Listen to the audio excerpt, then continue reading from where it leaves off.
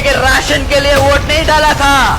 मैंने तुम्हें अपने पैरों पर खड़ा होकर नौकरी करके अपने माँ बाप का सर फक्र से ऊपर उठाने के लिए वोट डाला था।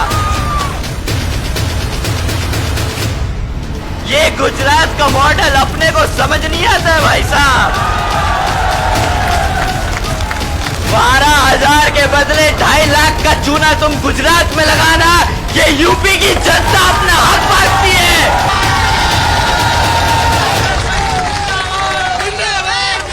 तब इन्होंने गला फाड़ के बोला था 50 रुपए का पेट्रोल बहुत महंगा है, गैस सिलेंडर 400 रुपया का है। आज क्या दाम है?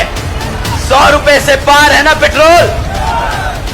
साथियों, अब इन्हें 1100 रुपए का गैस सिलेंडर महंगा नहीं लग रहा है। तो अगर आपने सवाल कर लिया तो इनका हिसाब किताब भी खुल जाएगा। हमारे मुख्यमंत्री जी इसकी गारंटी नहीं ले सकती कि भाई हमारी बेटियों को सुरक्षा दे सके, परंतु चौड़ के बहुत अच्छे से गर्व से घूम के बोलते हैं कि आज उत्तर प्रदेश में बच्चा बच्चा सुरक्षित है। अरे भैया, भूखा मार दिया, सुरक्षित बचा कहां से वो? ये अगली बार ये आप लोगों के बीच में आएंगे ना, तो ये जो आपको राशन का थैला थमाते हैं, वही खाली थैला इनके मुंह पे मार के भेज।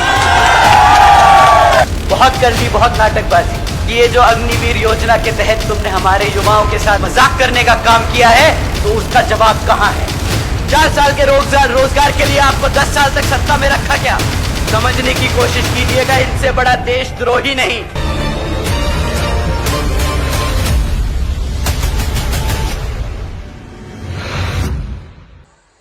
कुछ मुद्दे आपके बीच में रखना चाहूंगा। अगर यहाँ पे हमारा समाज, हमारा परिवार हमें इजाजत दे तो, आप लोगों की सहमति है तो मैं अपनी बात आप लोगों के बीच में रखूंगा।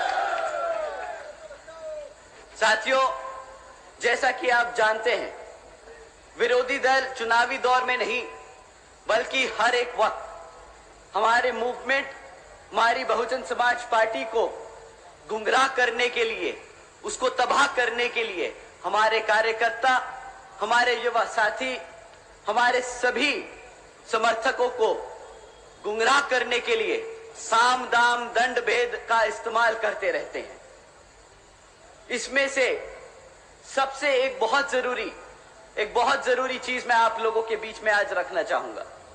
साथियों, दुश्मन कभी भी सामने से आके वार नहीं करता, हम पे डरता है, इसलिए हमें कभी सामने से आके चुनौती नहीं देता, परंतु वो एक नई तकनीक इस्तेमाल करता है। जैसे इंडियन फोर्स स्लीपर सेल्स बोलती है ना, वैसे ही ये दुश्मन, वैसे ही ये विरोधी पार्टियां हमारे समर्थकों, हमारे कार्यकर्ता, हमारे लोगों के बीच में ये बहरूपिये भेजते हैं। ये बहरूपिये भेजते हैं और हमारे समाज के लोगों को अंदर से तोड़ने की कोशिश करते हैं। ये लोग किस रूप में आते हैं, आप लोग उन्हें कैसे पहचानेंगे, मैं आपको बताना चाहूंगा।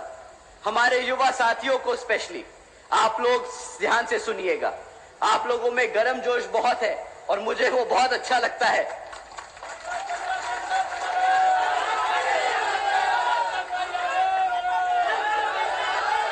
परंतु मैं अपने युवा साथियों को बताना चाहूंगा कि भाइयों बहनों, आप सब बाबा साहब के बच्चे हैं। वो दिमाग से काम लेते थे, गर्म जोशी से नहीं। वो दिमाग से आगे अपना मूवमेंट को बढ़ाते रहे, अपने समाज को तरक्की देने के लिए करते रहे काम। तो साथियों, ये आपको अब दिमाग से सोचना होगा, दिल से नहीं। आपके बीच में जो बहरूपिये हैं वो किस तरह आप लोगों को गुमराह करने का काम करते हैं। साथियों, वो बहरूपिये नीला पटका पहन के आएंगे।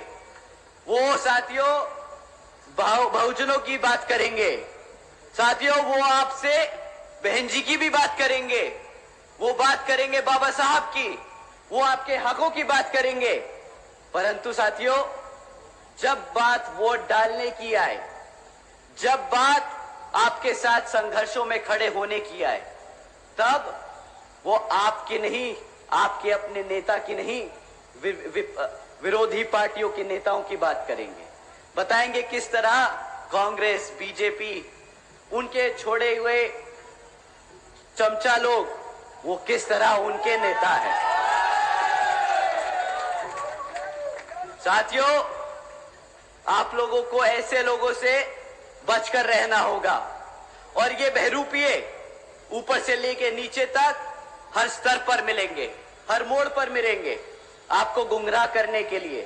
तो कभी कोई बहरूपिया आपको कार्यकर्ता के रूप में दिख जाए, कोई बहरूपिया आपको पदाधिकारी के रूप में मिल जाए, परंतु साथियों, आप इन बहरूपियों को पहचान कर इनको सतर्क ना करना, इनको कभी मत पहचानना, इन्हें कभी मत बताना कि आप इन्हें पहचान चुके हो। क्योंकि साथियों, आपको अगर आपने इनको बता दिया कि भाई तुम धोखेबाज, तुम गद्दार, जो हमारे बहुजन समाज को कमजोर करने के लिए यहां बीच में बैठे हो, तो ये साथियों सतर्क हो जाएंगे, ये अपना रूप बदल लेंगे, फिर से यहां से उठ के दूसरी जगह चले जाएंगे। तो आप लोगों को इनसे संभल कर रहना होगा। साथियों, इन्हीं कुछ मुद्दों को इन लोगों ने पिछले कुछ सालों से हमारे कार्यकर्ताओं के बीच में फैलाने का काम किया है, ऐसे ही गुमराह करने का काम किया है। इसमें से एक सबसे इंपॉर्टेंट, सबसे जरूरी मुद्दा किताबों का है।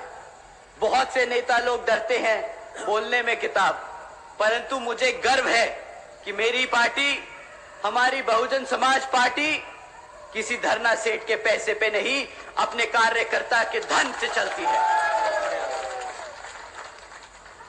साथियों, आप जानते होंगे इलेक्टोरल बॉन्ड्स के बारे में, आप लोगों ने उसकी खबरें जरूर सुनी होगी।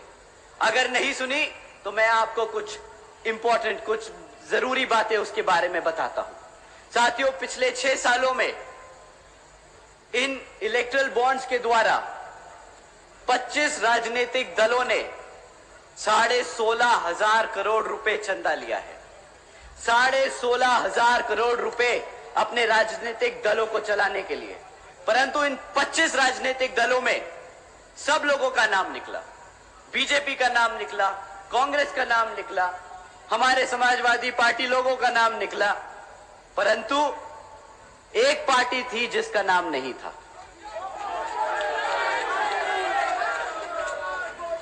आपको पता है किसकी पार्टी थी वो? आपके चंदे से चलने वाली पार्टी है वो, आपकी अपनी बहुजन समाज पार्टी है वो। साथियों, बहुजन समाज पार्टी ने कभी नहीं किसी धरना सेठ से 1 रुपया लिया, ना आज तक लिया है, ना आगे कभी लेगी।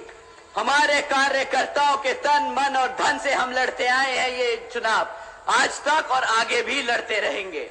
और मेरे को पता है हमारे लोग दबी आवाज में ही सही, पर आज मैं मन से बोलता हूं, अपने किताबों के बोझ को नहीं मानते। वो कहते हैं भैया ये किताबों का बोझ नहीं, कर्तव्य है, क्योंकि इस किताब के बलबूते पे मेरा मूवमेंट आगे बढ़ता है, बहन जी के हम हाथ मजबूत करते हैं। तो साथियों,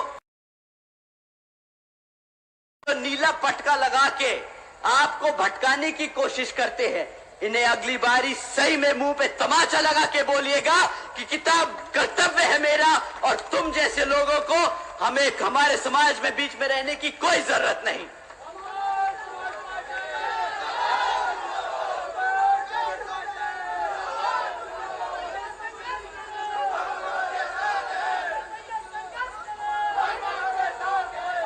साथियों, ये तो रही बात बहरूपियों की, ये तो रही बात नाटकबाजों की। अब बात करते हैं चुनाव में जो पार्टियां आप लोगों के बीच में आकर आपसे वोट मांगने का काम करने वाली हैं। साथियों, इसमें से एक पार्टी है जो पिछले 10 साल से सत्ता में आसीन है, 10 साल से वो केंद्र की सरकार चला रही है।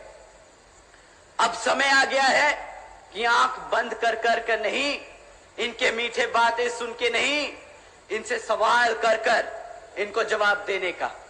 साथियों, 10 साल से ये लोग आप पर राज करते आए हैं, तो इस बारी जब वोट मांगने आए तो आप इनसे 3 मुद्दों पर सवाल कीजिएगा।